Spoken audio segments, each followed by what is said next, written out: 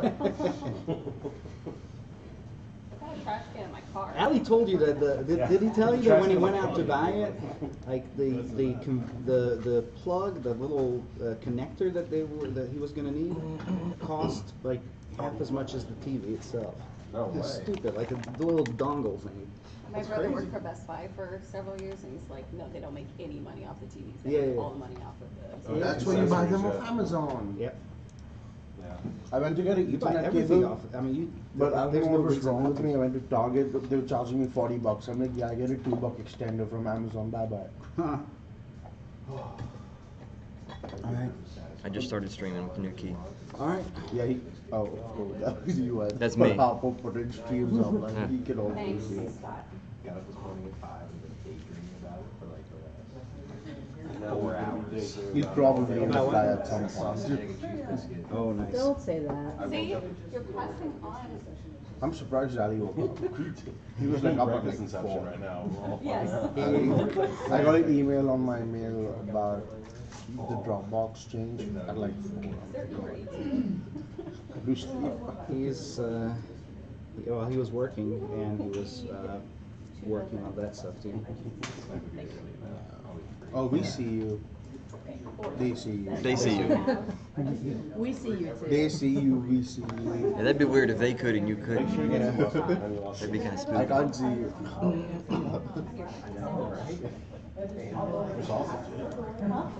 Yeah. What's the difference between an action and a function? Between what? Action and function. When there's like. Functions return something. So Actions don't. actions represent void. Actions represent void. Okay. They're synonymous. All right, we're ready to rock. All right, everybody, let's resume. We're starting a little bit late. We're a few minutes late, but let's get started. Welcome back this morning. I hope everybody was on the edge of their seats for the new topics we're going to discuss today. A few people are. I see some nods. Great, great. I pulled up yesterday's action examples. I'm back to my own laptop here. I had to grab them for Git, but I've pulled up these old examples. I'm just going to pick a few people out of the audience here just to make sure we're all, our brains are warmed up. Let's see, you, sir, purple, pointing right at you. No, it's you. Yeah, that's you. Sorry, I don't know your name. Could you tell me what I've highlighted here? What's that? Do we remember what that is?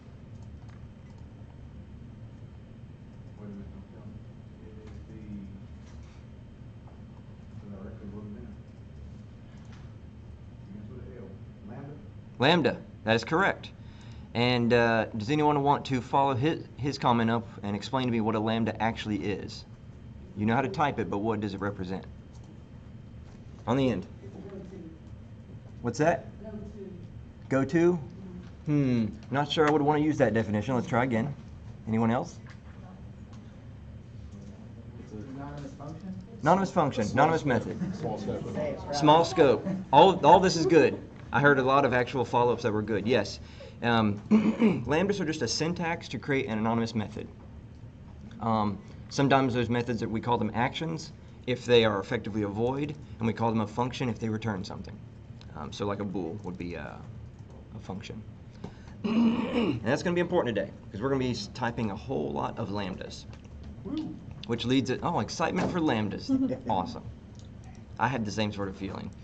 So I'm going to create a brand new console app. That's going to be our new playground. We've done this many times. That's okay. Just going to take points off. It's fine. Just kidding. What's that? We are streaming, correct? Yes, I believe we're streaming, unless somebody... Yes, no, we are. Yeah, we're good. We're doing YouTube this time, in case anybody was noting that. So let's create a new console app, and I'm just going to call it Collections Examples.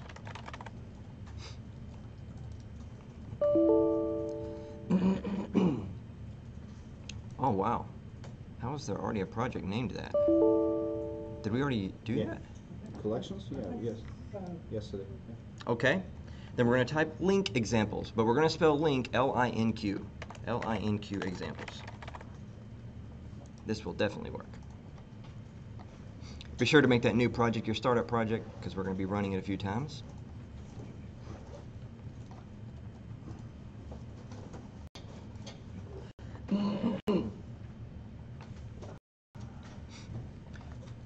So just a small amount of history.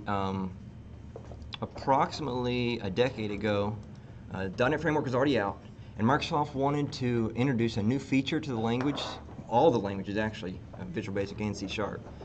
But they wanted to introduce a feature where you could write something that looked like T-SQL. Remember, we've written T-SQL for a SQL Server. They wanted to bring that into C#. They wanted to actually allow you to write T-SQL in C# or something like T-SQL. And so they added this feature to the language called Language Integrated Query. And the acronym for that is LINQ, which is what we're going to be talking about this morning. We're going to be talking about it a lot because it's very powerful. Their original real intention there was to make accessing a database easy. So they developed Entity Framework, which is an ORM. We'll talk about those later in the week. But they put Link on top of that. It was like a language to interface with something that could talk to a database. And that was its real feature set when it first came out, and that's what they sort of marketed. But I was there at the time, and I remember realizing that that's not actually what made it powerful. What they did really well is they wrote Link in a way that it could work on any set of data, regardless of if there was a database. And we call that, the term for that is link to objects, which is what we're going to be talking about this morning. We're not going to be talking about databases yet, that'll be later in the week. But we'll be talking about link to objects. So what is that? We've already seen multiple times, I've used list and dictionaries. Yesterday we learned about queues and stacks. And we already knew, even from JavaScript, that there are these things called arrays. Well, all of those are sets. All of those are collections of data. So you could have one Boolean or you could have an array of Booleans. That's a set with in number in it, right? You could have 0 in it, you could have 100, you could have 1,000. That's a set of something. We've seen things like the pet class yesterday, where we filled in a list in dictionaries. So we had a list of pets, we had a collection of pets. Well, it's very common as a developer to work with sets of data. And the vast majority of the code you're going to write is all about sets of data. It's always going to be more than one of something. In a database, you might have more than one user, obviously. You might have more than one product. I mean, Amazon sells more than one product, don't they? They sell many. So they have a set of things that they sell. Almost everything that we do that's really profound is a set. Well, what ends up happening, if you use the language kind of like just the basics of C#, you end up with loops and if statements and switches, and you end up iterating over those, which you've seen me do over the last 3 days. We iterate over those and perform actions on the set. We're either changing the data or reading the data. We filtered down a set to just Loretta yesterday. If everybody remembers it, we went down to just Loretta. So we filtered it down to 1. We did that many ways. We did it with a list and a dictionary. Well, it actually gets really tedious. You end up writing a lot of loops and a lot of the same code over and over in life. And we don't like to do that, right? That's kind of tedious. Why write the same thing over and over? And in fact, I'll show you an example that we started last week. You do not need to follow along. I'm just going to use the find feature and find that adder class that we worked on before.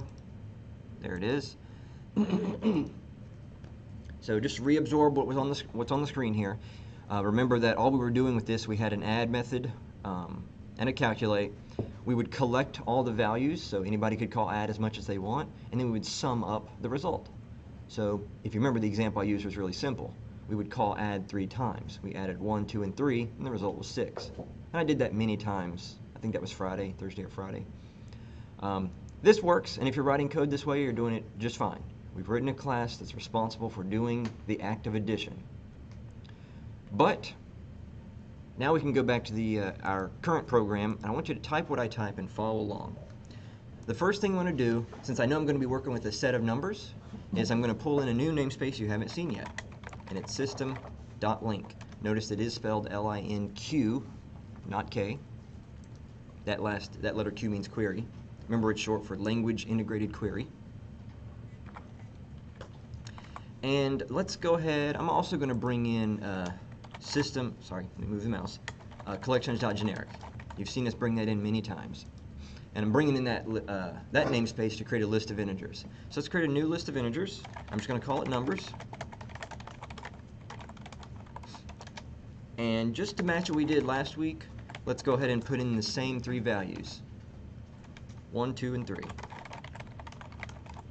Remember, that add doesn't actually do the addition, it's just adding it to the list. Now here we could actually, use that old adder class, loop through this list and add the values and do the calculation. We could also copy and paste that loop right here on this line 16. We could copy and paste if we want. But I want to show you one of the examples of how we use link.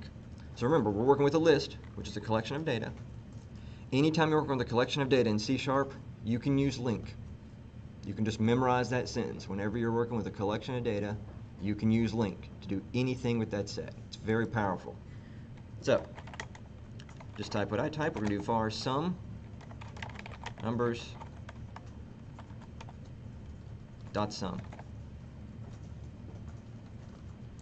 Now I'm going to do that same read key cheat that we've been putting in many, many times, so I can run this application. Make sure you have set it as the startup. And if I run it,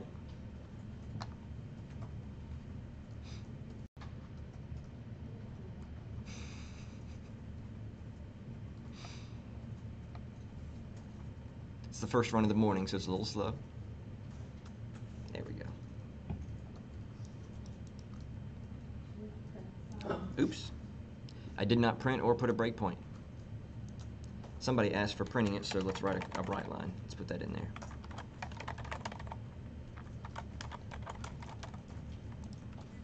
Now we'll run it.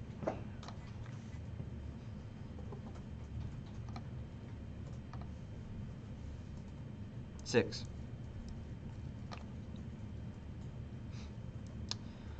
Now, so we've run that. It obviously adds up to 6. What we can compare is that old adder class that we wrote last week. Compare all this code to that. Now that's one of the many features of link. We're going to be talking about it all morning.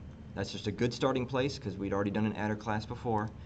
I want you to appreciate how much code is on that one file and how little is here, and we're going to keep talking about that over and over this morning. If I'm successful, I'm hoping you'll fall in love with link. That's what I'm hoping. We've done some other things in the past 3 days that I'll repeat here. We're going to do some more examples, and hopefully you'll see how little code you have to write. Because in your brain you're thinking, oh, if I need to do this and this and this, I'm going to have to write 2 loops and do this, and I have to have a variable to store all this in. We don't have to do any of that. All that's going to disappear. Can you toggle back and forth maybe once or twice? Oh, sure. Toggle back and forth. So here's the code, and here's the actual work of summing. Like, we had to write that. We had to have an accumulator, which is that total variable on line 17. We had to loop through with a for each and grab all the values, 1s, 2, and 3, and then, of course, we returned it out. So that's the old way, and this way works. Do you have a question? Yes. Okay. If you go back to the program. Yes.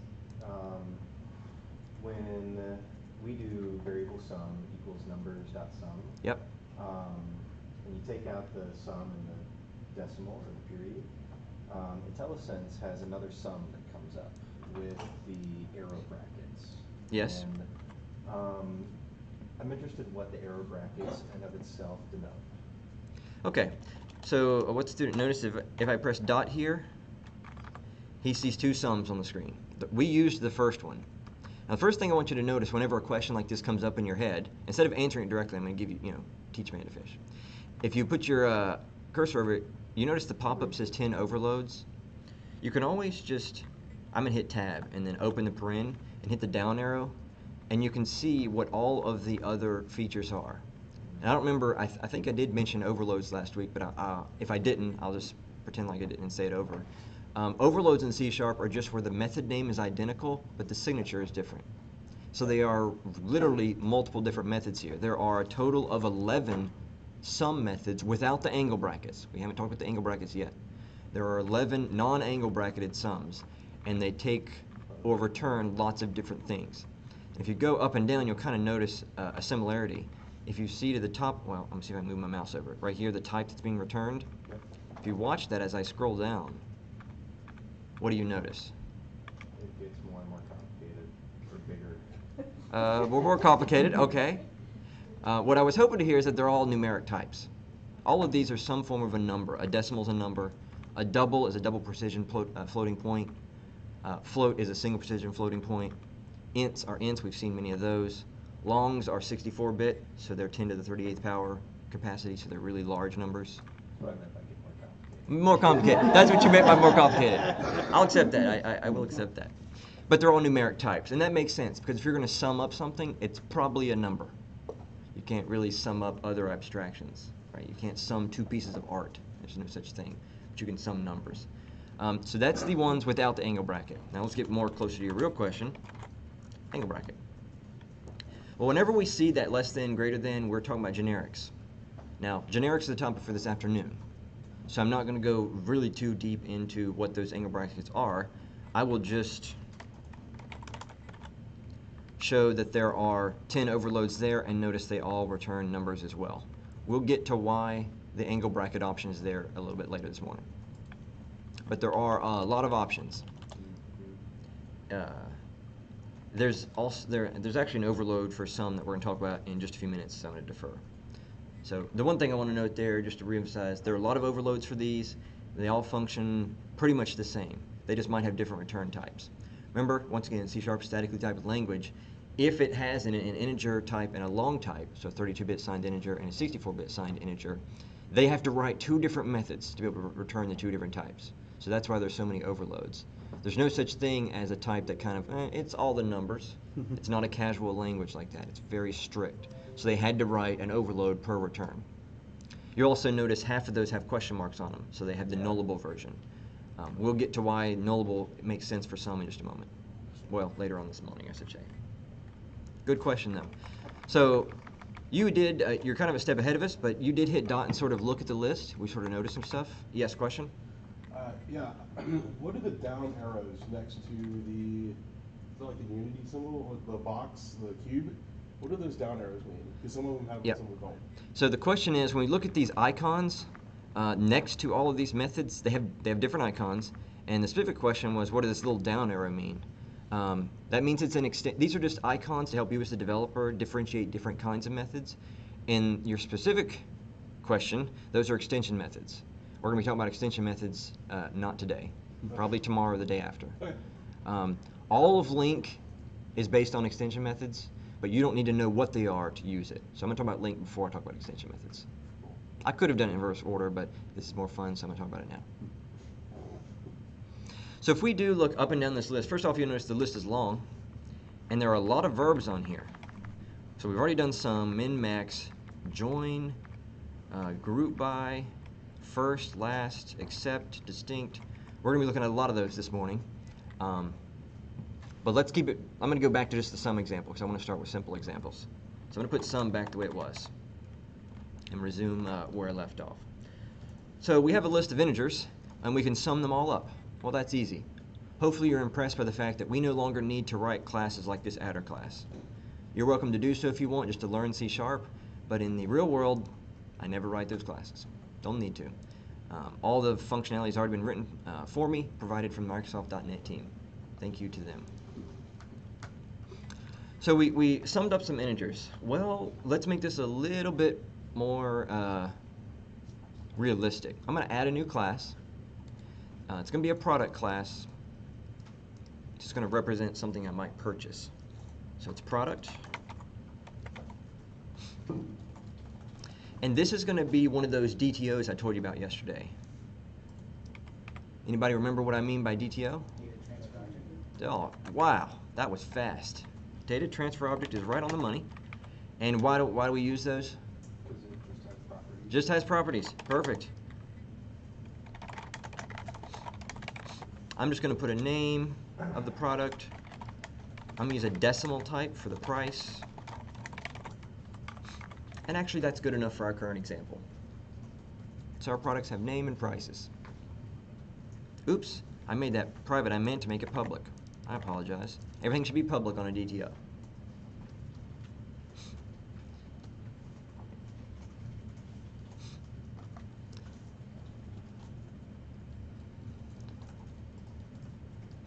Just watching people's fingertips. Most people are caught up.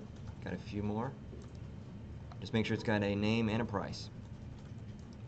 So if we go back to our program main, I'm going to comment out the old code.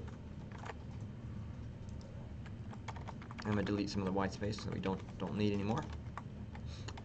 Let's create a list of products and throw a few products in there. You can use any values for the price you want. You don't actually have to copy exactly what I type, but put in a few products so we can actually do something interesting. Create a new list of product. I'll probably add 3 of them. I am going to use that auto-initialize properties feature. If you remember, that's where I can use the curly braces immediately after a constructor on a class. I can set properties on it immediately.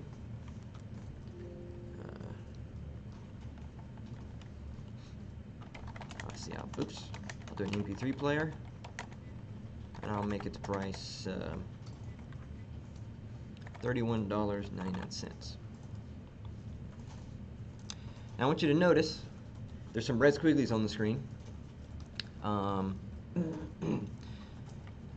C# has this concept of literals. So far we've created whole integers in this course, so whenever I needed a number I just used a whole integer.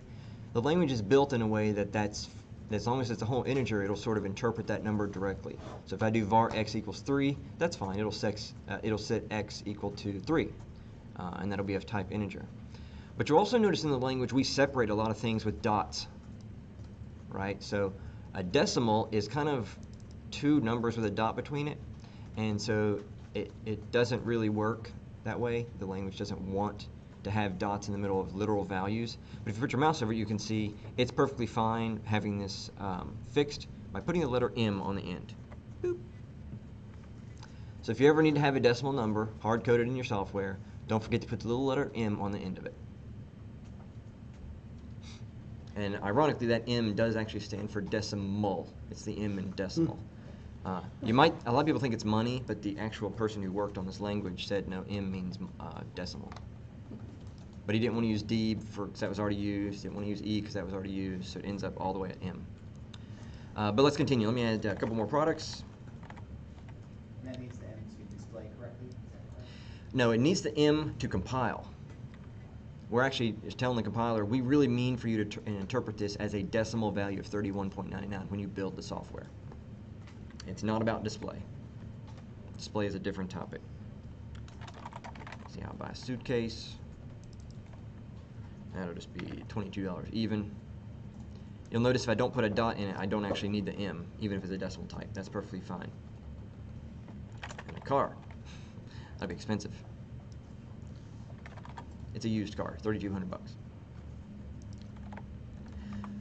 So we've got 3 products on there, and I deliberately made sure that they had a price, because let's say this list are products that I purchased, and let's say I want to know how much did I spend.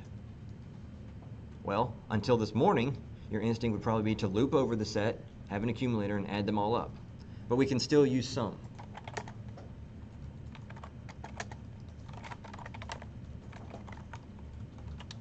But what's different here, if I just do sum by itself, that won't work. You actually get red squigglies. One of the overloads that was in that list as I was arrowing down earlier when we did the open paren is you can provide what in Link is called a selector. And we're going to be talking about that a lot this morning.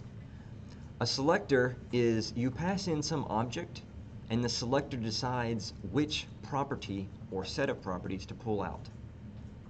So in this case, we're looking for the sum of products, but we have to pick which property has the number to be summed. In this case, it's going to be price. It's pretty obvious what we're going to sum up. So how do we supply a selector? Lambdas expressions. You can use real methods, but everybody by convention in the C# world uses lambdas, which is why I had to show you lambdas yesterday, otherwise this would look real scary. So we throw in a lambda that selects out the property we want. And that's it. Once again, we're not going to write a for each and accumulate the data and add it up. We're going to use the sum method on Link and sum them all up. I'm going to add a console write line into this. We'll run it, and we'll see this should be approximately 3250 something 99, close to that. Doing the math in my head real quick.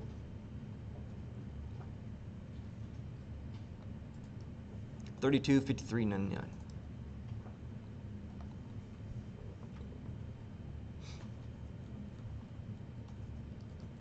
you gave them the selector Sure. The question is, let's talk a little bit more about the selector.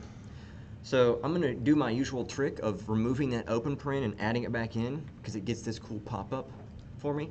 And if you notice, you can actually, first off, you can read what the purpose of the sum method does. Computes the sum of the sequence of nullable decimal values that are obtained by invoking a transform function on each element in the input sequence. That is a long sentence. I'm hoping I can summarize it better for you. Remember yesterday we learned about funcs? Well, look at what this method takes in, the very first line of that pop-up. It takes in a function that accepts a product and returns, in this case, a nullable decimal. It allows it to be nullable. And it names the variable, the parameter, a selector. So remember yesterday we had our own funcs. Remember we wrote some that like took in a pet and would return something, or we did the first last name example where it returned last name comma first name. We were creating funcs that took stuff in and returned something. Well, the way LINQ works is instead of what we did yesterday, you deliver in exactly the func that you want it to use to pick out the property from your type, in this case product. Because LINQ didn't come from the .NET people with a product class. We just created it right in front of our eyes.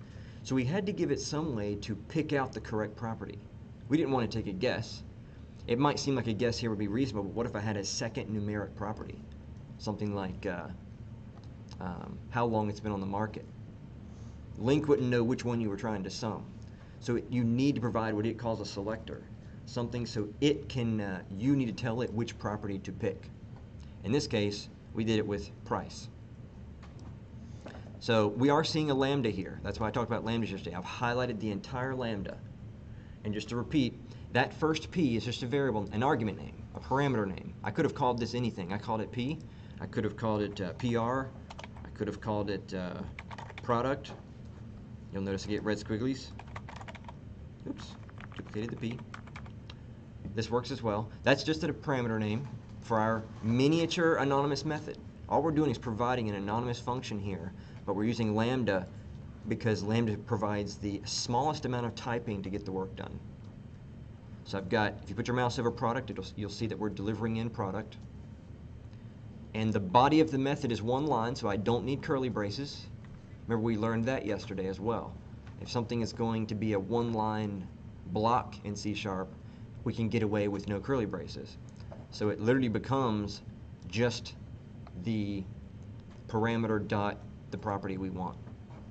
This is the tightest syntax possible in C# to get this much work done. Feeling better? Halfway? More? Okay, well let's keep talking about it. I don't want to move on until we're good with it. Question over here? Could it be named products, like exactly like the list is? That is a good question. The question is, could it be named products? Let's see if that works, but I'll tell you why it's a bad idea even if it works. So, no, it's complaining that it's already named that. But it's even a bad idea from point of view of readability, because it does select one at a time. So this is exactly a single product in the body of our anonymous method. So if you did name it products, you'd be using a plural term for a singular. So even if it did compile, I would critique that. Yeah. And the general practice by C# developers, our lambdas, because they're so tight, because there's so little being discussed on the screen, there's not much code, we generally use very short parameter names. For the same reason I said yesterday, I'm in that class of people that the smaller the scope, the smaller the variable name. This is about as small a scope as I could imagine. It's a one-liner anonymous method defined by a lambda. It doesn't get much smaller than this. So P is usually fine. What's weird for you here, because we haven't talked about generics yet, we'll talk about it later this afternoon, is how does this sum know that the type of the parameter is product? Because obviously I'm not typing the word product in front of this. I didn't have to type that. Right? I didn't have to specify the type. It somehow knew. That's part of the magic of generics we'll talk about later. Today, it's because this is a list of product. So the only possible thing to pass into the lambda when we're iterating is a product. Like if that's deterministically known. You can't have a list of products and have the parameter be pet. Where would the pets come from? There's no pets in the list. So it's obviously going to be product. So that assumption can be made. I don't have to specify the type. But it is still statically typed, and you know because if you put your mouse over it, the type of P is product. So whatever the type is of the set is what's delivered as a single parameter to this func.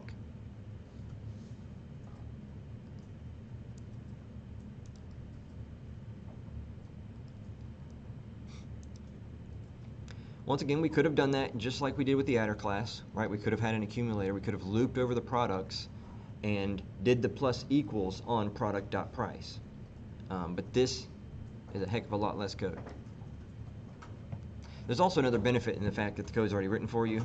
No matter how good you are at this, I'm included in this group, we still make mistakes. So the more code I type, the more likely there's some like dumb mistake, something obvious, like accidentally subtracting instead of adding.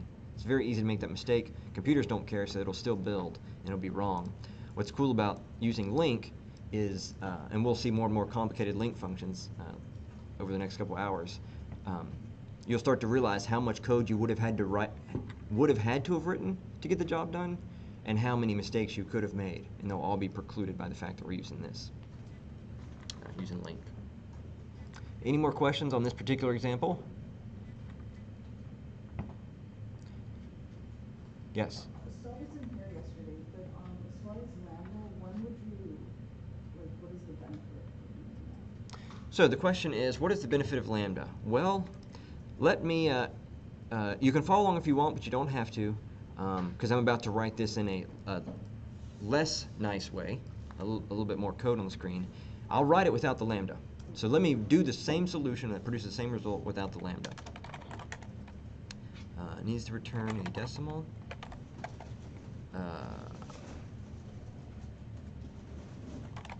Call it get price from product P.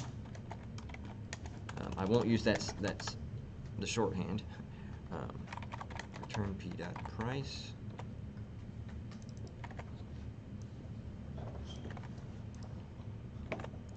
This is the same thing. So if I don't, well, hang on, it's unhappy.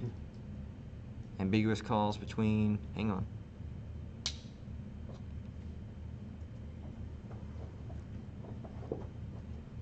Decimal and double is what it doesn't like.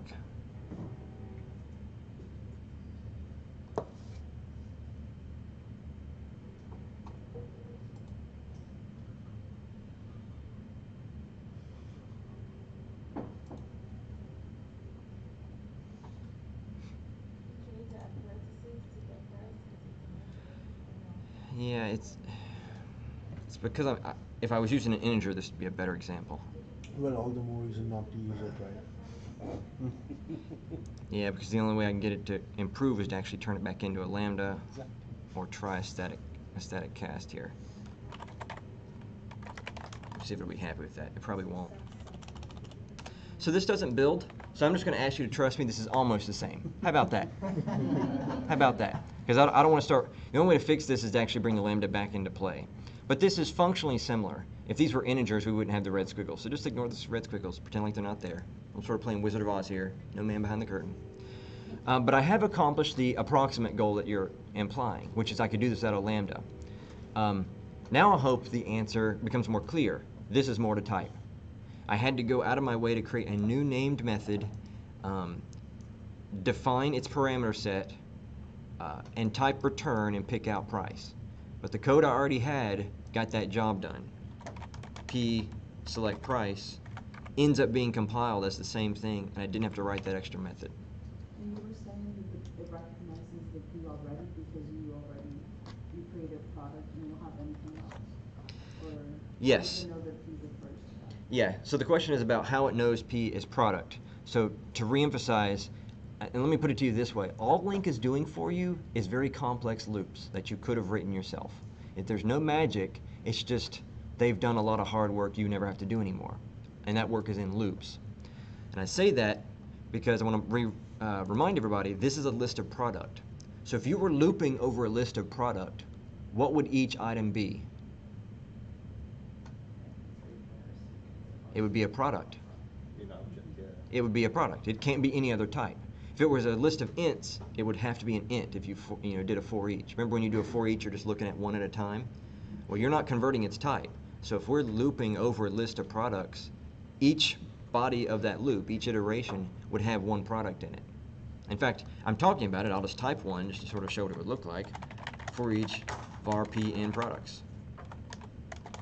So if I put my mouse over this p, it's also product. It couldn't be anything other than a product because that's all products contains. A list of products would never contain vehicles. Like it wouldn't have vehicle as a type. It wouldn't have TV as a type. Wouldn't have user as a type. It could only be a product. So because the list itself up here is of type product, this particular call to sum will always be a product. So I don't have to say the type of P is product because it couldn't be anything other than a product. There's nothing else it could be. What if the product was a parent class and we had children classes that were like automobile or travel accessories? Sure. Music devices. Right. So And then I guess then we wouldn't even need to go into the product though. We would just go right into the child class. So the question is about parent classes and child classes. Here's what you need to know. Whatever is the type of the collection, which in this case is product, is what will be passed into any link method. Gotcha. So if you had a list of parent classes and you filled it with child classes, you could loop over it and you could do sum, you could do all the link functions, but it would be typed to the parent class. Gotcha. So you could only have access to what the parent class knows. Gotcha. So if there was one child class out of the set that had an extra method that was specific to it, you could not see that in the method. Gotcha. Yeah. And there are ways in the language to try to access that, but they're all bad practices, so I'm not going to show how to do it. You'll eventually see it, so I don't have to show you. But I don't want to show that. It's called downcasting. It's not what you want to be doing. It's common, but you'll struggle against it. So I won't be showing that. But it's a good question, though. You will only see this type of P would always be whatever the type of the list is, even if the list contains subclasses and subtypes and a whole set of those. And we're back to OO programming again. That's totally legitimate. That'll happen often. It will be very common to have a set of a type, but the actual types under the hood are more specific than the parent type. It's also very common, I'm going to break the code so don't follow along. It's common to have a list of interface. So the actual concrete types might be all sorts of disparate types that are very different, but all follow one contract. And you could create a list of that, add all of them into it, and use link over the set. However, the type of P would be I product, and you could only access what's on that interface. You could not peer into things off of that interface, other features of the types. And this is basically a merging of OOP and link. That's the topic you're on now. And I'll show more complicated examples. We'll get more into that later in the morning. Object-oriented programming. Yep. Make sure I had that one. Sure. Right now I'm keeping it simple. I'm using simple DTOs because there's some link methods that are going to be really painful on our brain. So I'm not going to have parent classes till either the end or not at all. Because right now we're just doing summing. Right now you're probably not too impressed. It's just adding. But there's a lot more methods we're going to talk about. Any other questions about this example? This is summing based on a property of the set. What was the code for the product class? That's when we find the name. Yes. This is the code for the product class. It's a simple DTO. It's just a name and a price. No functionality, no methods, no craziness, no constructors. Just names and prices. And I needed to have a class there because I can't use this overload of sum unless I have a type other than a primitive type. So I needed a DTO with at least two properties on it to show you something interesting. Any other questions about summing or these tiny lambdas? Cool, let's look at some other ones. So sum is an aggregate function, right? We use the word aggregate a lot. You've already heard me use it, I think on Friday. One of the exercises was about aggregates. Aggregation is over a set collapsing into a single value. So you can turn three integers into one by summing them. That's an aggregate. There are other functions that are available. Let's do max. Products.max price. P.price. This is slightly more complicated. If you were trying to write this loop, it would be sort of like the addition loop that was in the adder class, except you would need an if inside the loop. you would have to check if your current value on the current item you're looking at is greater than your accumulator. If so, set it, otherwise don't set it. So it would be a slightly more complicated loop. It would have one more if statement in it. You might be tempted to write that loop, but of course I'm about to show you no need to do that. I'm going to change my console write line to the max. If this runs correctly, we should see a max value, the most expensive item in the set. What is the most expensive item in the set? Car. What does it cost? $3,200. Definitely more than an MP3 player. $3,200. So if you ever have a set of anything, doesn't even have to be integers, it could be a set of any kind of object that has a numeric type on it, such as a decimal or an integer, a long, and you just want to find the largest value in the set, you can use max. Is there a way to get the, or is there a league example of getting the name out after doing the max function? The question is there a way to get the name out after the max function, after finding the max? The answer is yes, and we'll show that later. Okay. Yep, we're showing simple aggregates right now. I love these questions though. We're eager to look at more advanced stuff. Let's quickly just check. It also, as you could probably guess, has a min. Oops. I will change my console write line. What value should we see? What's the cheapest item? 22. 22. Easy enough. I believe there's an average, if I remember correctly. Average. Now this one will be harder. If anybody wants to do it in their head real quick, what's the average? Some giggles.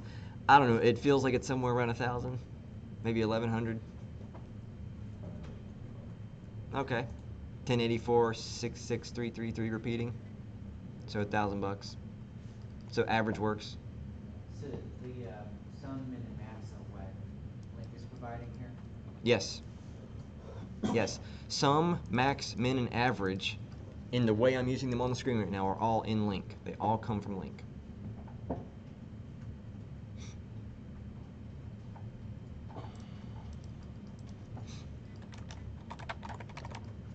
I'm going to use the IntelliSense just to remind myself of something.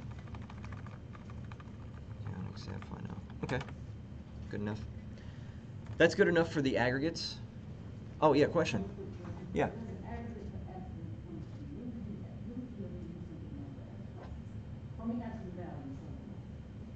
I didn't hear the beginning. Yeah. So the question is that there is a method for calculating absolute value. And for those who don't know, an absolute value is always the positive number. So the absolute of 3 is 3. The absolute of negative 3 is also 3. I've only used it a couple times my whole career, and I don't remember why. I was working on a 3D game, I think is what I remember, and we were doing like, reflection, like we had like a ball bounce off a wall, and it was having a negative angle wasn't reasonable. Only positive angles were reasonable, so that's what we came up with. That's the only time I remember using it. I'm sure other people can probably come up with better examples. I've only used it a couple times. But absolute values do exist in the language. In fact, just as a side note, there is in the system namespace, there is a math class with some static methods. If you type math with a capital M dot, we'll see it the first thing on the list is ABS, absolute value. But there is actually a whole bunch of more advanced math here, cosine, ceiling and floor, so you can pick out the larger of two numbers or the smaller of two numbers. Once again, I want to emphasize that C# is a mature language. It's been around for 18 years. All they've done for 18 years is add features and add namespaces. If you find yourself in a situation where you think you need to write an algorithm, just pause and ask, has anybody else ever had this need before in the whole industry? The answer is probably yes. And since the answer is yes, the code probably exists somewhere. And it's a much better idea to Google or ask a friend than reinvent that wheel. You might actually have a math degree and know how to do tangent using just plain old if statements and variables and stuff. My suggestion is to use math dot so your teammates will understand it. I understand what it means. And of course we have round methods, so rounding is nice. It has different parameters you can supply. Whether you want Banker's rounding is where we round to even numbers. There's the classical layman's rounding, which is half is up and above is the upper number. Rounding is actually not as simple as you think. Rounding errors have been the cause of many bugs in life. So there is a math.round with multiple overloads to help you deal with that. So this is especially true if you're working on like banking software, financial software. You don't want to be off by even a penny. They don't like that. From an accountant's point of view, being off by a penny is the same as $1 million. It's either exact or it's not. You know, double entry accounting, they're very particular about that. So, just another lesson there. Try not to invent algorithms that that if you think about it, other people have already written. Because now that you know what if statements are, you could probably write an absolute value function. You could just ask if it's less than 0. You could maybe convert it to a string and strip off the minus sign and then reconvert it. You could do all that work, but it's already done for you. Why are you writing that?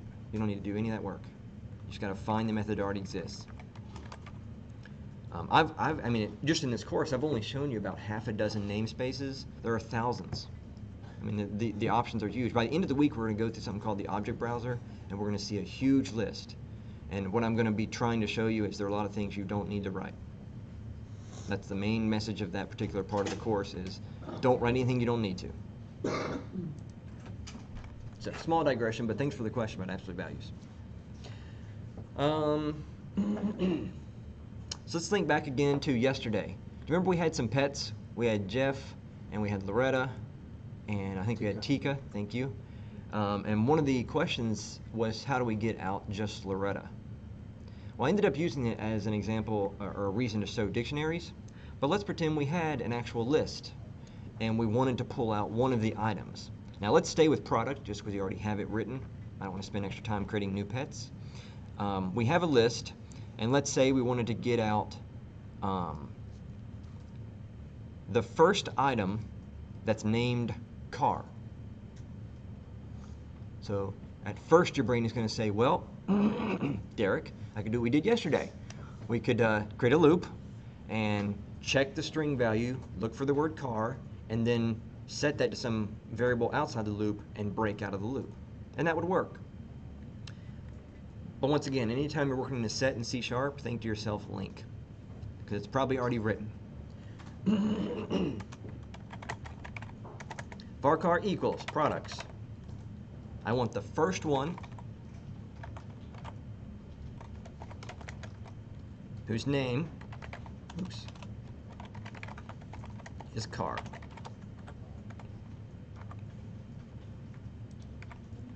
You can type that line. And I hope you appreciate how little you've typed and how much you've accomplished.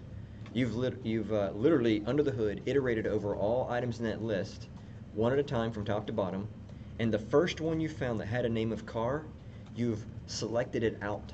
So if you put your mouse over the car variable when you're finished typing it, it is of type P, and it will be the exact same instance that we inserted as the third item here. We can prove that by running this.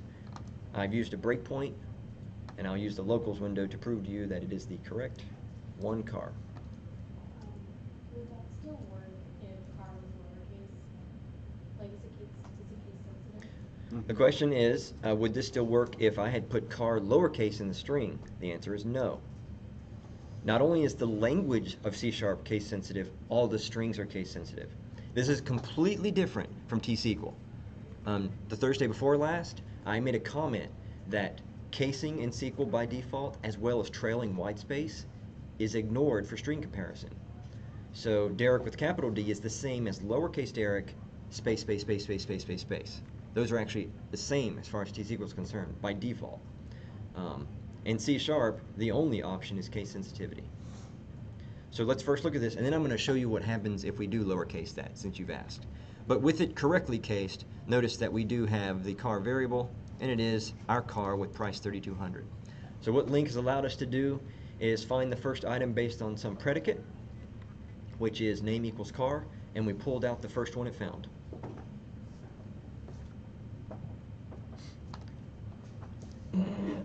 And since the question was asked, let's lowercase the car and watch what happens.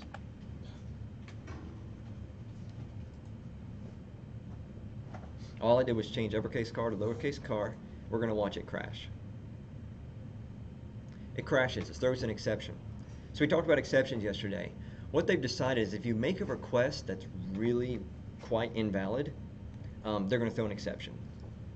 So by default, if you use the first method and you search for something and you say, give me the first one, and there are none that match the predicate, it will throw an exception and say sequence contains no matching element.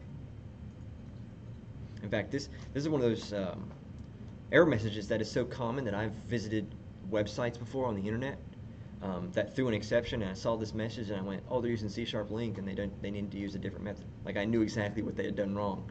I couldn't tell them what line it was, but I knew the problem. Question? There's a request to show the product class again. Show the product what? Class. Oh, the product class again, sure. The product class is a simple DTO with two properties, string name, decimal price.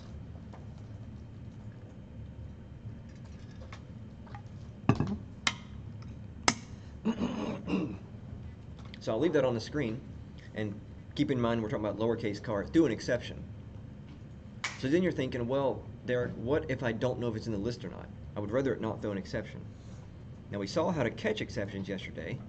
Your instinct might be I should put in a try and then catch the sequence contains no elements exception and then react to that.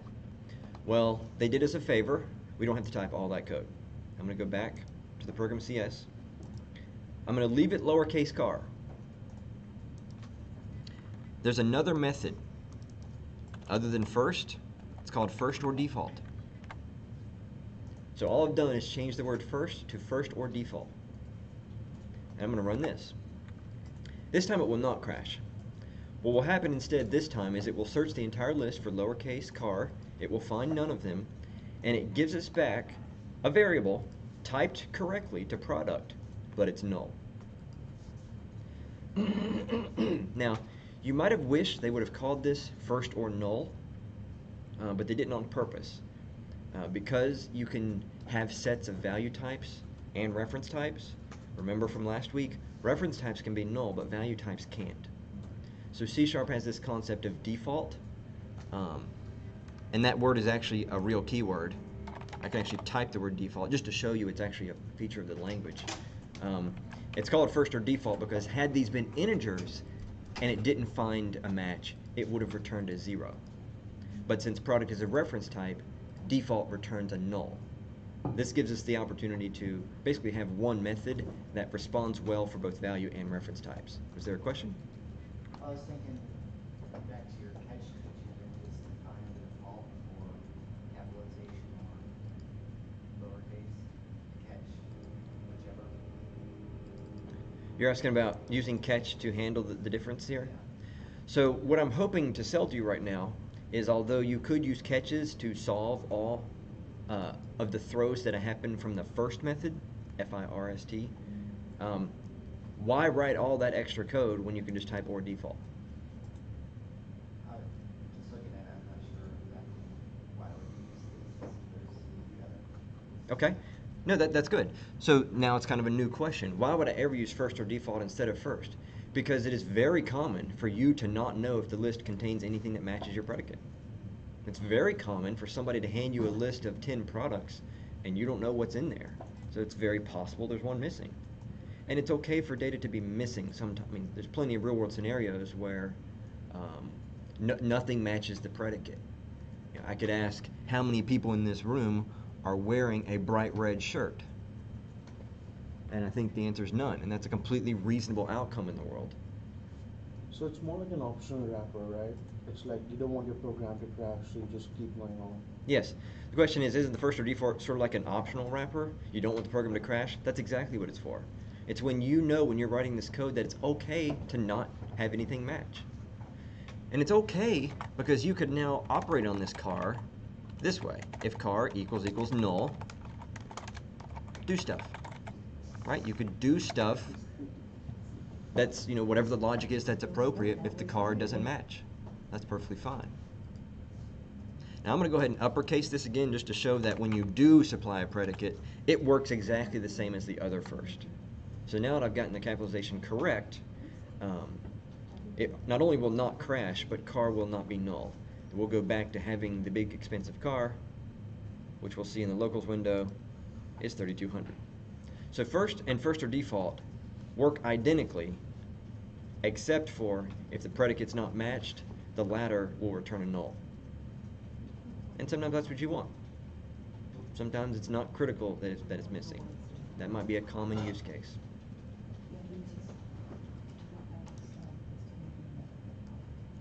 Any questions about first or default? Cool, let's look at some more. I'm going to comment out this code just so we're not losing it. It'll stay in the software. I am going to bring the products down just so it's physically closer to the code we're looking at. And let's look at some new stuff. So similar to first, first is what it sounds like. It goes through the set and picks out the first one that matches. There could be 20 that match, and it only picks out the first one. Now, we'll look at a different link method. There's one called single. Oops. B dot name equals car. Single is very similar to first, except it's only considered a match if there is only precisely one match. So I'll run this and it will work. I need to fix my breakpoint. That's better. This will actually work the same as the first. Like effectively, it's going to work the same. I'm just going to show that they are so far the same. We have our breakpoint. The car variable has the car at 3,200. We're good. This works because there is precisely one match. Sometimes in software, it's okay to just sort of pick out the first one, but there are times when there better be exactly one match. Otherwise, something that's supposed to be unique is not unique, and that can be bad news. This would be a good way to check to see if someone had accidentally entered in two cars. Sure. One on the lot. Absolutely. Yeah, this would be a fine way to check if somebody entered more than one car. That would absolutely work. However, let's change the predicate so that it would match two of these. So what I'm going to do is p.price is greater than $25. So if we look at our data set, both the MP3 player and the car are greater than 25. What this means is that predicate matches two records out of the set, but we're calling .single. .single requires it to be precisely one. So when I run this, what do you think will happen? Break. It'll break. It will explode in our face with an exception. Sequence contains more than one matching element. This picks out exactly one. So I showed you first and first or default. Now I'm showing you single. What do you think the other method I'm about to show you is? Single or default. Right on the money. You knew it. It was coming. I'm going to run this. Once again, price is greater than 25. We'll match two of them. It won't arbitrarily pick one of the other products. Oops. I expected that to not work that way. Hang on. Single or default. This should give back a product of car. I'm going to rebuild because I expect it to work differently.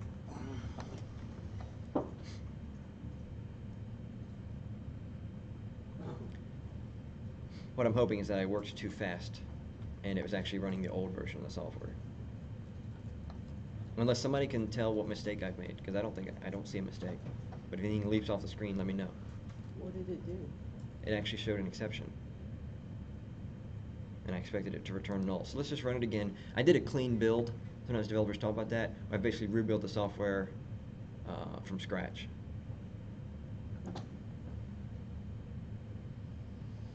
More than one match. Well, do we need to set default? Do we need ends after 22 and 3,200? These are great ideas. I don't think any of them are that particular problem. Does it only work if it's 1 or 0?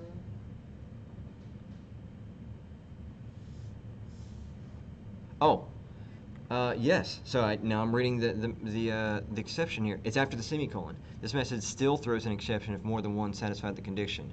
So I've misread it to you. I have to restate it. If there are 0 matches, you get default. That's what it's saying. But if there are 2 or more, it doesn't work. So let's change the predicate back to our lowercase car.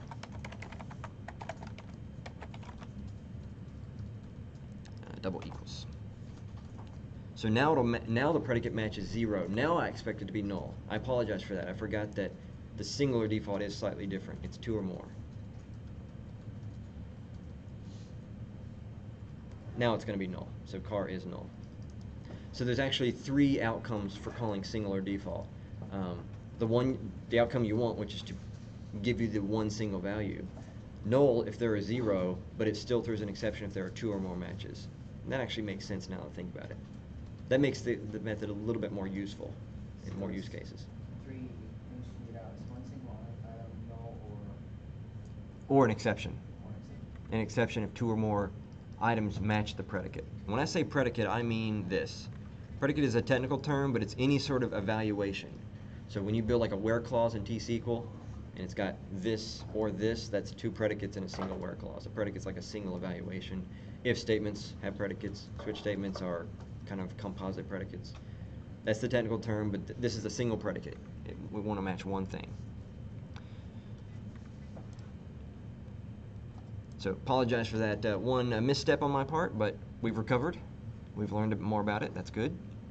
Any questions about single or singular default?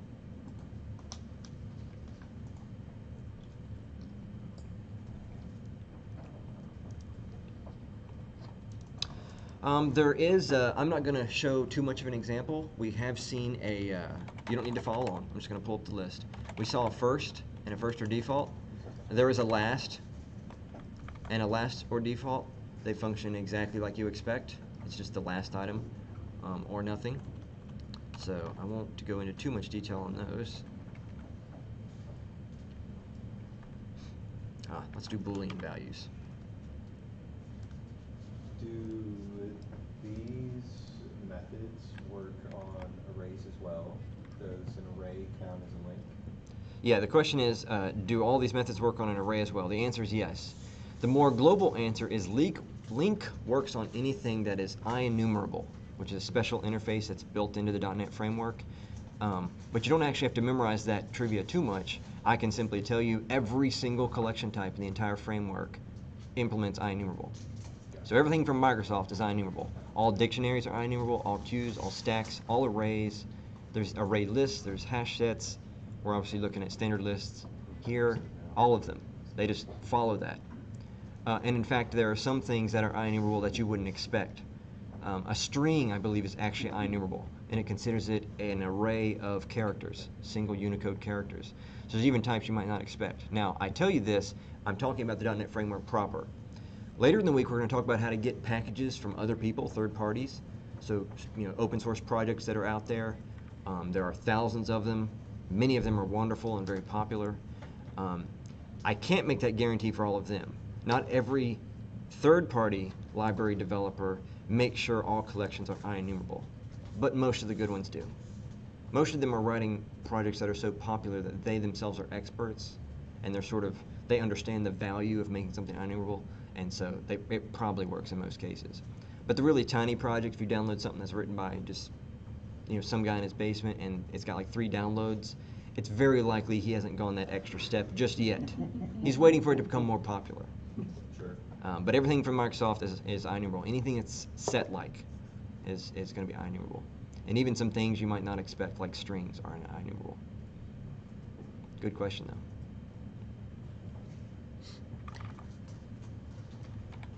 All right, so we've done selecting out single. I've commented out one line. Let's talk about some other stuff. You can ask Boolean questions of the set. Sometimes you want to ask, does the set contain any that match a certain predicate? You don't actually want to pull it out, like pulling out first. You just want to ask the question. So let's ask that question. I'm just going to name the variable any, products.any, Same thing, same old lambda, p.name, and we'll do car, just like we've done before. So the any link method, if you put your mouse over it, you'll see it returns bool. So you supply a predicate, and it returns bool. All we're asking is, hey, let's look at that products list, and tell me if any of them are named car. So if we put your mouse over any, you see it's of type bool. We run this, that any should be true, because there is a car with a capital C. This is very similar to the predicate that we supplied for first, so you're probably not surprised that this works. Instead of actually pulling out the product, we just pulled out the answer to the question. True. And just for completeness, I will lowercase the car. Now none of them match that predicate.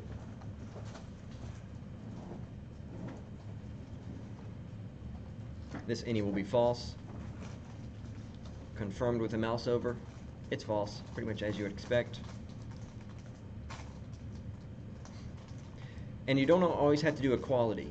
So we can ask a question, do any of them have a price at all? So greater than 0. Well, actually all 3 of them do, so clearly this any will come back as true. So are any of them not free? Yes, all of them actually. Any. Now this, any questions about that one? I mean, that was pretty straightforward. That's kind of like just performing an if over the whole set. Usually people don't have questions about that one. There is an all. It has a very similar looking signature. Do all of them have a price greater than 0? Same thing, all returns Boolean. So the type of all is Boolean. If I run this, even the all Boolean should be true, because yes, all of them have a price greater than 0.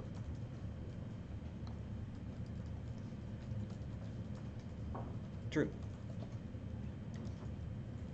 You're probably noticing a pattern. All of these things you could have written yourself with a loop or a set of loops. My point this morning is to try to convince you that you don't have to write too many of them. Now that you know how to write them well, you can stop. You get to stop writing them. There is also, I think, let me look at the list. The list is so long, I sometimes have to remind myself what's in it. Binary casts, clear. Okay. There is a contains, but it's very much like any, so I don't need to talk about that. Oh yeah, let's look at distinct. Distinct is a good one.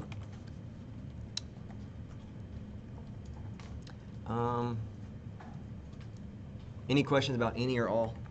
Because I'm going to move right along. Cool. So for a moment, I'm going to create a new... Actually, I'm going to copy and paste this top list of integers.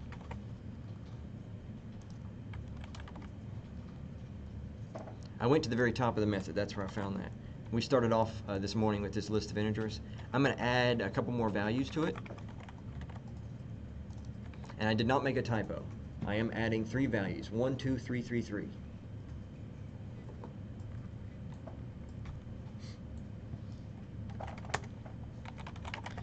There's a link method called distinct. This will get out all of the distinct values within a set. And I'm not going to supply it any lambda. I'm just going to call distinct. So although the list contains 1, 2, 3, 3, 3, when I run this, our distinct will be, it's actually going to be an IEnumerable, so it's going to be a small set, but it's going to have 3 items in it. We can confirm that. Let me get it on the screen. In the locals window, I'm going to expand distinct, expand results, and you'll see 3 values in it. 1, 2, 3. This is just another one of those nice link methods where you have a set, it's got duplicates in it, and you want to deduplicate the set.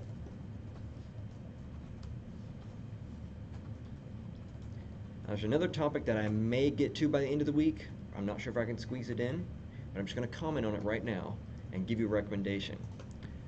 The recommendation is just use distinct on primitive types, which is all the numbers, the integers we've talked about, the decimals, the booleans, the floating points, the doubles, and strings. I'm going to recommend for the moment, don't do it on things like products. Don't do it in your own custom classes.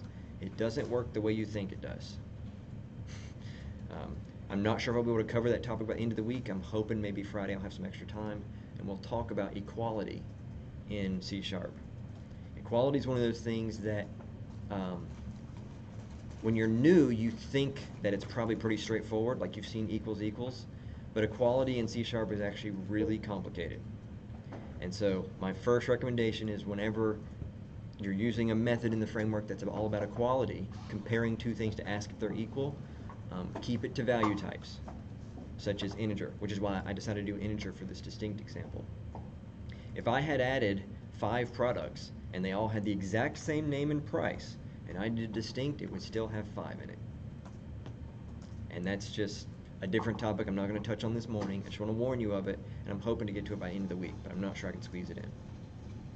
Question? To make sure what we're doing here, is this when we're choosing the distinct, we're only adding values that aren't reproduced together, so we're adding 1, 2, 3? Yes. Yeah, we're getting distinct values out of the set. This is very similar to the distinct keyword in T-SQL. Remember, I actually showed that when we talked about T-SQL. It functions the same way. Whatever is just the unique set is what you get out of it, and it'll throw out all the duplicates. And it creates an array. So in this case, it's creating what we refer to as an IEnumerable of the original type of int. We'll talk about how to make that an array in just a few minutes. Right now, it's something I just want you to look at in the locals window here, but it's technically not an array. It's also not a list. It's none of the things I've showed you so far. It's a special thing that we haven't talked about yet. But you can still use the locals window to tear it apart, peer into it, and see that it only has 3 rows. 1, 2, 3, 3, 3. Became 1, 2, 3. It threw out these last 2. So distinct exists. Use it whenever it's appropriate. When is it appropriate? You'll know. You'll know because your boss will say, make sure to get the unique values out of that distinct. That's what you're going to write down. Any other questions about distinct? Except the type that it returns, which I'll talk about later. 9:53. Let's keep going. I'm going to do a few more. Just keep following along. We're going to go a little bit longer, then we'll take a quick bio break. Let's do a few more of these, though.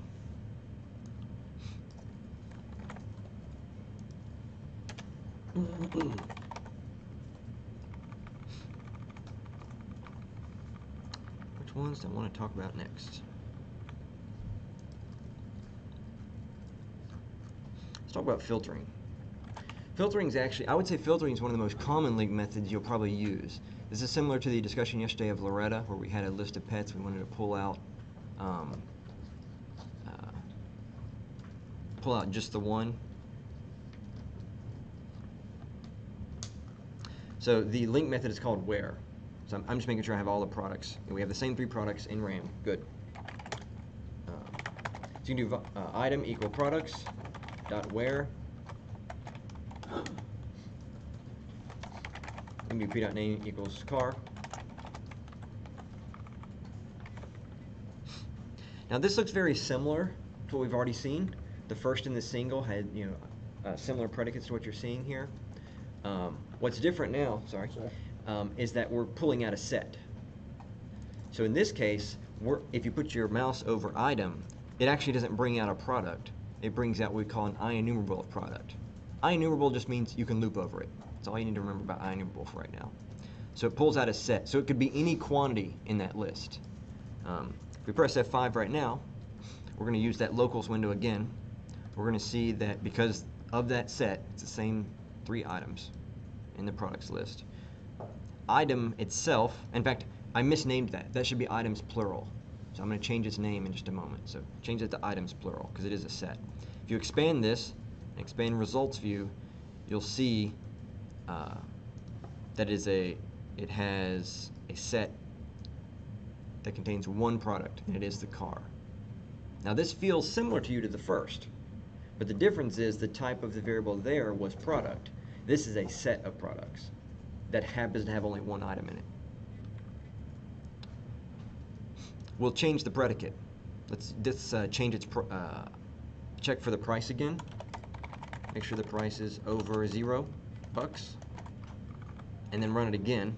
I'm going to change the name to items. That's a better name. It should be a plural here because we're getting a set back. This is similar to the where in T-SQL, right? So if you have a set of users and you do, where the first name starts with blah or the price is greater than, 0, you'll get a set of records back. That set might have 0 rows, it might have 1, it could have a billion, it could have any number. Same thing here. This items set, if we expand results view, now has all 3 products in it. So where is used for filtering? Question? So if you want to filter on more than one thing, would you have to create a new lambda within it using the double ampersand?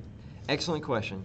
The question is, if I wanted to filter on more than one thing, like more than one property, what do I do? Is how I'm going to interpret the question. So if it's just 2 features of that class, this, I'm going to highlight, this predicate is just like an expression you could put in an if statement. And so with normal if statement, you can do ands and ors. We can do the same thing here. So we can say the price is greater than 0 and the name is not equal to, I'm just going to say bad name, and this will work.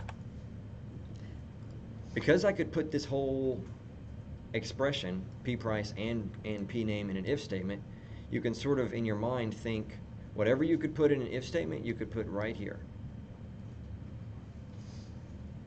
And just like any if statement, you can have as many ands and ors and parentheses you want. Less is better to make it readable, but technically you can put any number you want in. And so here we're still going to have 3 items because I asked a question that was still satisfied for each item. All of them have a price greater than 0 and they're not named bad name. But I'll go in there and I'll change that. I'll change bad name to car. So now our expression is show me all products that have a price greater than 0 and their name is not car. That should give us a list of how many? 2. We should see an MP3 player and a suitcase. So we run this, we'll hit our breakpoint as usual, and in our locals window we'll expand items, results view, there are 2 items in it, an MP3 player and a suitcase. It's just like the where in T-SQL. And there's a reason that there's a lot of similarity in some of these terms, because remember what I told you about the history. They actually wrote all this so you could connect the databases and write T-SQL and C# effectively. That was their goal, and they reached that goal, but I think the more powerful usage is using it against objects, like our own personal classes. That's where I think it shines the most. That's where I use it the most. But some of these methods sort of are worded like you would see in T-SQL for that reason. I think if they were not trying to follow T-SQL, the verb here would have been something like filter, because that's what it is. So you're filtering out all the ones you don't want or the ones you do want. But it's where. Now I'm going to expand on your question. So I think I've answered it, but now I'm going to give you an even more crazy answer. And now I'm going to show you even more power in links. So far, we've only used one link method at a time. Well, link uses what we generally refer to in software development as a fluent syntax. Fluent syntax really means you can keep building on it's called an expression tree, but you can keep building what you want to do in a single line. So you see how I have it written now. I'm going to change the code, but it's going to function the same way after I change the code. So just watch the screen, follow along, but make sure you don't miss what I'm doing. I'm going to put it back to what it was, so it's price greater than 0. And I'm using new lines, so this is easy to read.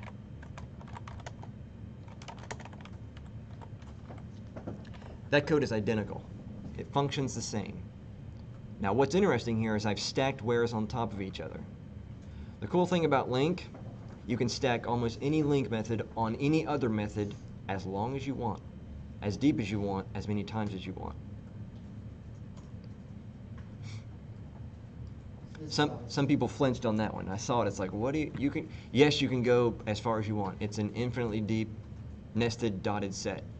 And although we haven't showed you yet, hopefully by the end of the morning, you're going to see me do some multi-step processes that would have made you type potentially dozens of for each loops to accomplish the same goal I'm going to accomplish in a single line. You had a question coming? I was just saying, so this is the same, really kind of the same as and. Yes. Yeah, when I had a single where method that had the price greater than 0 and p name not equal car, this functions the same. So you're not impressed because I was able to do it 2 ways.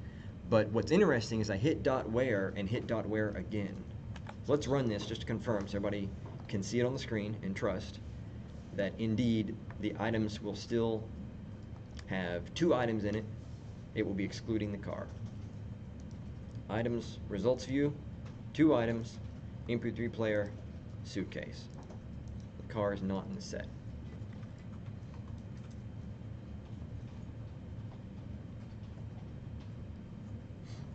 All right. I'm glad you asked your question. That was actually a good time to start showing this. So let's play with this a little bit more. Let's have fun with this fluent syntax. So continue to follow along. Let's first start by doing products.where the name is not equal to car. So we all know how this will work, right? We've gone from 3 items to 2. And now, let's sum up the price.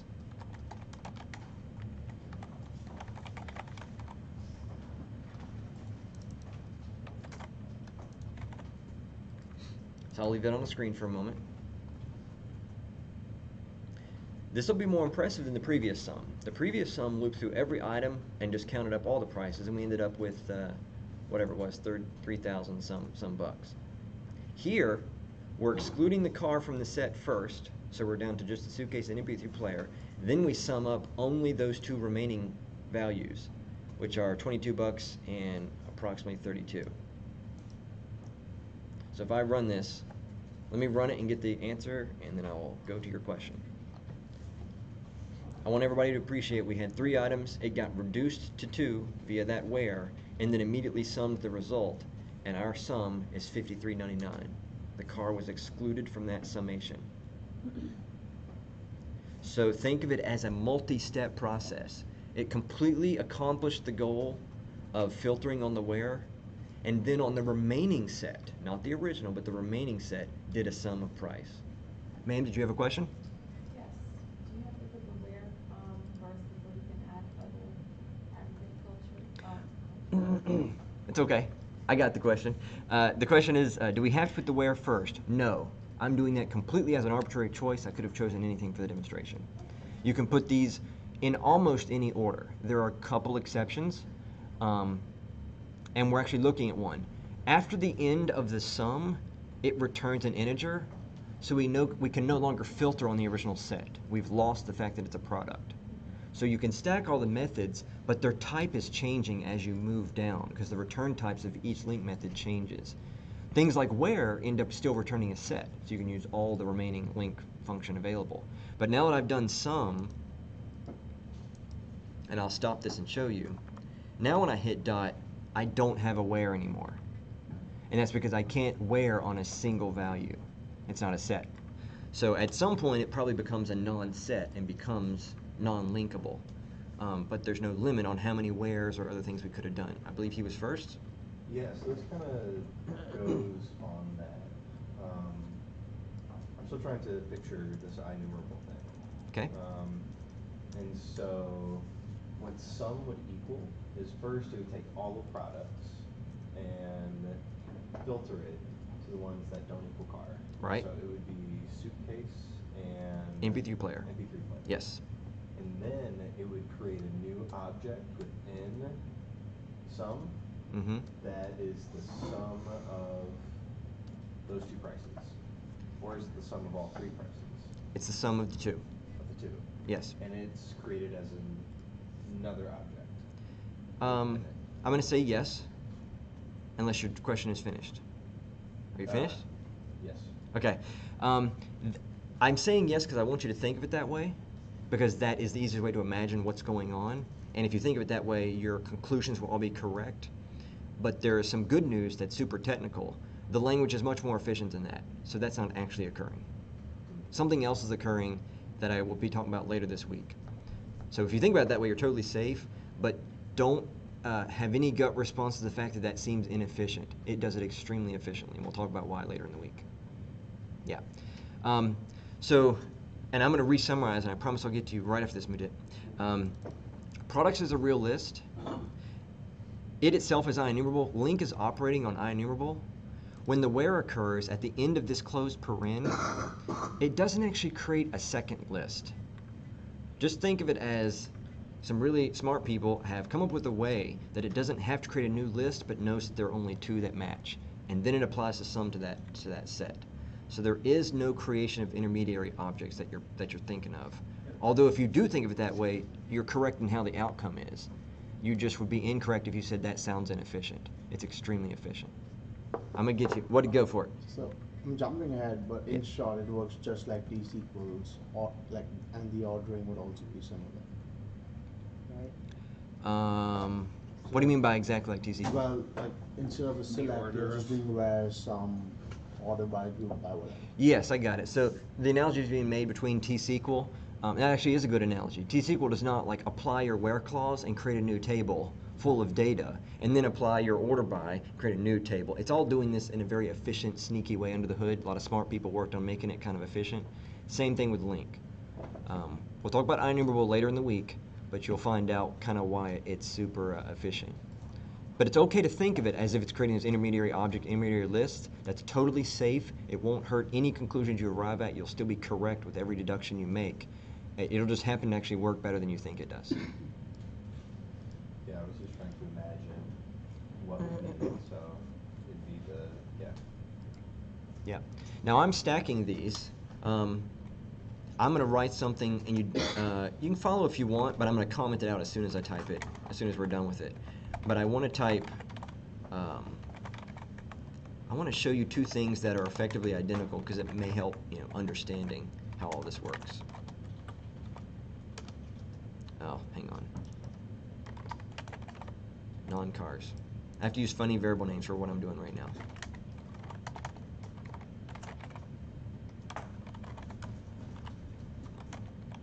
Oops.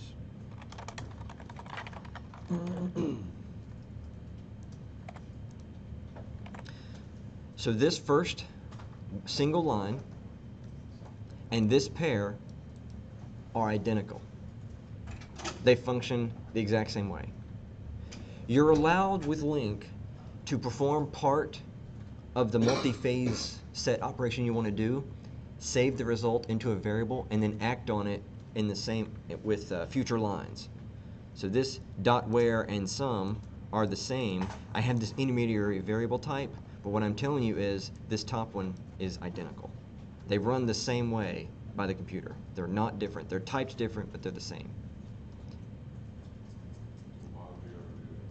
Why would you ever do the second option? The question is, why would you ever do the second option? This is actually a wonderful question. Readability.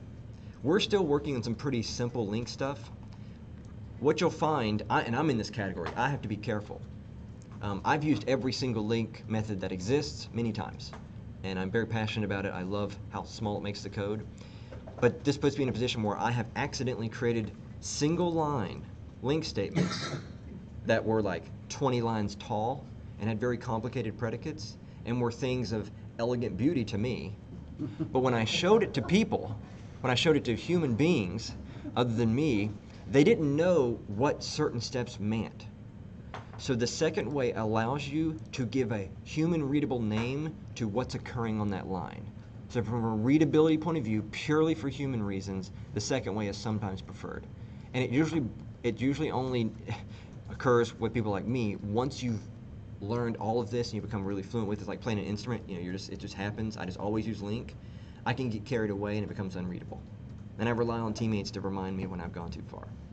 But whenever they do that, I still use LINQ, but I break out the steps. So I can come up with a really cool name, even that non-cars. It sounds kind of funny, but that kind of gives you, what if this predicate were so long that it kind of stretched off the screen so it wasn't obvious that it was non-cars? The variable name might help you understand what I was attempting to do. So it's just readability. I love that question though because it goes to what I talked about yesterday. The most important feature of your software is its readability. But when it's simple stuff like this, usually you can do it all with one statement. That's pretty obvious. Where the name is not car, let's sum up the price.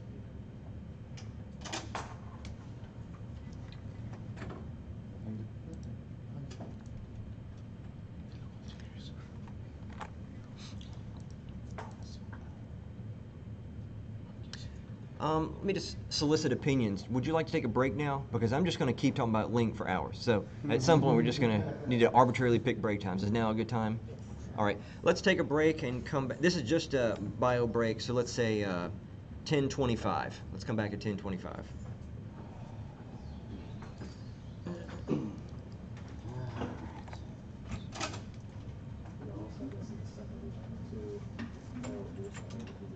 Where is this? Oh, Melissa.